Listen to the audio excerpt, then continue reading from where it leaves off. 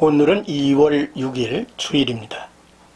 큐티 묵상집 생명의 샘가 96페이지 다니엘서 10장 10절에서 21절까지 다니엘에게 임한 은총이라는 주제가 되겠습니다. 본문의 말씀을 함께 하시겠습니다. 한 손이 있어 나를 어루만지기로 내가 떨었더니 그가 내 무릎과 손바닥이 땅에 닿게 일으키고 내게 이르되 큰 은총을 받은 사람 다니엘아, 내가 내게 이르는 말을 깨닫고 일어서라. 내가 내게 보내심을 받았느니라 하더라. 그가 내게 이 말을 한 후에 내가 떨며 일어서니 그가 내게 이르되 다니엘아, 두려워하지 말라. 내가 깨달으려 하여 네 하나님 앞에 스스로 겸비하게 하기로 결심하던 첫날부터 네 말이 응답받았으므로 내가 네 말로 말미암아 왔느니라. 그런데 파사 왕국의 군주가 21일 동안 나를 막았으므로 내가 거기 파사 왕국의 왕들과 함께 머물러 있더니 가장 높은 군주 중 하나인 미가엘이 와서 나를 도와주므로 이제 내가 마지막 날에 네 백성이 당할 일을 내게 깨닫게 하려 왔노라. 이는 이 환상이 오랜 후의 일임이라 하더라. 그가 이런 말로 내게 이를 때에 내가 곧 얼굴을 땅에 향하고 말문이 막혔더니 인자와 같은 이가 있어 내 입술을 만진지라. 내가 곧 입을 열어 내 앞에 서 있는 자에게 말하며 이르되 내 주여, 이 환상으로 말미암아 근심이 내게 더하므로 내가 힘이 없어졌나이다. 내 몸에 힘이 없어졌고 호흡이 남지 아니하였사오니 내 주여, 이 종이 어찌 능히 내 주와 더불어 말씀할 수 있으리까 하니 또 사람의 모양 같은 것 하나가 나를 만지며 나를 강건하게 하여 이르되 큰 은총을 받은 사람이여, 두려워하지 말라. 편안하라. 강건하라. 강건하라. 그가 이같이 내게 말하며 내가 곧 힘이 나서 이르되 내 주께서 나를 강건하게 하셨사오니 말씀하옵소서. 그가 이르되 내가 어찌하여 내게 왔는지 네가 아느냐. 이제 내가 돌아가서 바사 군주와 싸우려니와 내가 나간 후에는 헬라의 군주가 이를 것이라. 오직 내가 먼저 진리의 글에 기록된 것으로 네게 보이리라. 나를 도와서 그들을 대항할 자는 너의 군주 미가엘 뿐이라. 라고 말씀을 기록하고 있습니다. 천사는 다니엘에게 큰 은총을 받은 사람이라고 3번이나 반복해서 말씀하죠. 이 말은 다니엘의 굳은 신앙과 월등한 지혜, 그리고 그가 이러한 것들을 바탕으로 본서에서 보여주었던 뛰어난 행적들을 이룰 수 있었던 근본 원인이 하나님에게 은총을 받음이라고 하는 사실을 밝히고 있습니다. 그리고 다니엘이 하나님의 크신 은총을 입었다는 사실은 근본적으로는 비록 선민의 죄에 대해 선은 징계하셔서 그들로 포로 생활의 고통을 당하게 하셨으나 선민 자체에 대한 하나님의 사랑은 결코 변함이 없었음을 암시해주고 있습니다.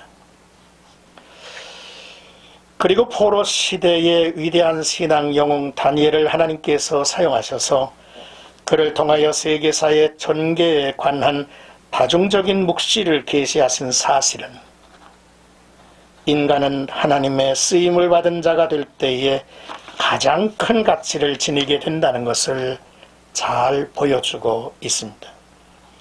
그러므로 인간은 자신의 행적에 대하여 아무것도 자랑할 수 없으며 오직 하나님께 감사하며 그분께만 모든 영광을 돌려야 할 일입니다.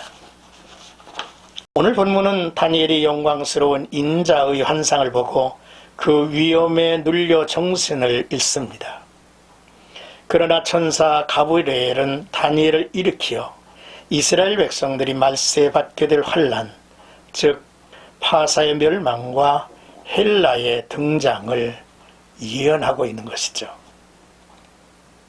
먼저 10절에서 19절까지는 힘과 위로를 얻는 다니엘의 모습을 소개했죠. 천사는 한 손으로 다니엘을 오르만지며 그가 무릎과 손바닥으로 땅을 짚고 일어나게 합니다. 그러면서 다니엘이 기도하는 첫날부터 응답을 받았다고 말하죠. 21일 동안 금식 기도하며 자신에게 고통을 주었다는 의미가 아니죠. 자신의 뜻, 생각을 내려놓고 하나님의 주권적 섭리의 모든 것을 맡기겠다는 신앙 고백이 다니엘의 21일 동안의 기도 속에 담겨 있습니다. 다니엘이 기도하는 첫날부터 응답을 하셨지만 그 응답을 가지고 오는 길을 파사의 군주가 막았다 했습니다. 그렇지만 미가엘이 가브리엘을 도왔고 그 결과 다니엘은 응답을 받게 된 것입니다. 또한 근심에 빠진 다니엘에게 천사는 큰 은총을 받은 사람이여 두려워하지 말라 강건하라고 위로를 주기도 했죠. 대부분의 사람들이 슬픔과 고통 속에 빠져나오지 못하는 이유는 아마도 주변 사람들의 무관심에서 비롯되는 외로움 때문일 것입니다.